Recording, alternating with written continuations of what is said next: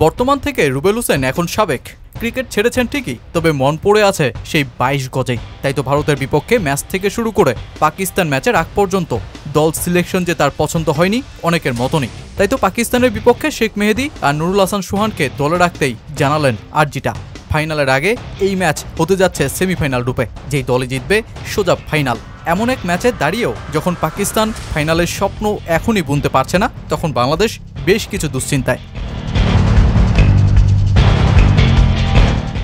বাসিত আলীর মতন সাবেকরা যখন বলতে শুরু করেন ভারতের বিপক্ষে লিটন দাস খেললেই বাংলাদেশ জিতে যেত ম্যাচে, তখন তো এলকেডির গুরুত্বটা ফুটে ওঠে বেশ। টিম ইন্ডিয়ার বিপক্ষে সাইফ দুর্দান্ত খেললেও যেই জিনিসটি মিস করেছেন সেটা হলো জুটি। শ্রীলঙ্কার বিপক্ষে লিটন দাসই ছিলেন তার শুরুর চাপ কমানোর পার্টনার। তাই পাকিস্তানের বিপক্ষে সাইফের সঙ্গী হিসেবে লিটন দাসকে চাই, কিন্তু আদৌ কি তিনি খেলতে পারবেন কিনা তা এখনও নিশ্চিত নয়। তবে শেষ পর্যন্ত এলকেডিকে নিয়ে আসার বার্তাটা পাওয়া যেতেই পারে বলে বলেছেন নাজমুল আবেদিন ফাহিম।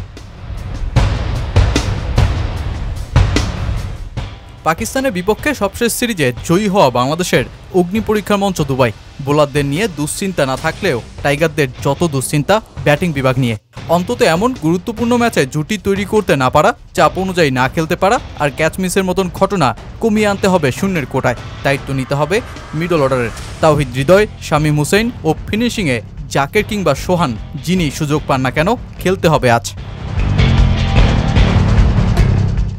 এই বাংলাদেশ দলটাকে একেবারেই হেসে খেলে উড়িয়ে দিতে পারছে না পাকিস্তান। বরং এমন মুহূর্তে দাঁড়িয়ে দলটার লক্ষ্য ভারতের বিপক্ষে ফাইনালে নয়, বরং বাংলাদেশের বিপক্ষে নকআউট ম্যাচেই। শাহিন শাহ আফ্রিদি ম্যাচ পূর্ববর্তী সংবাদ সম্মেলনে বলেন, বাংলাদেশ ভালো দল, সাম্প্রতিক সময়ে তারা ভালো ক্রিকেট খেলছে। আপনি যখন ওদের বিপক্ষে খেলবেন প্রথমে নিজেদের দিকেই নজরটা রাখতে হবে, এমনভাবে খেলতে হবে যেন ওরা কোনো সুযোগ না পায়। সব বিভাগেই আমাদের ভালো খেলতে হবে। আমাদের চোখ এখন বাংলাদেশের বিপক্ষে ম্যাচের দিকেই।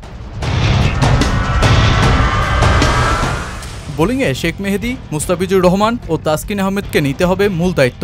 ব্যাটিংয়ে তামিমকে খেলতে হবে আজ। পাক স্পিনারদের বিপক্ষে মূল দায়িত্বটা পালন করতে হবে স্পিন ভালো খেলা সাইফের। মোদ্দা কথা, ব্যাটে বলে দারুণ কিছু করে দেখাতে পারলেই বাংলাদেশের ফাইনাল হবে চূড়ান্ত।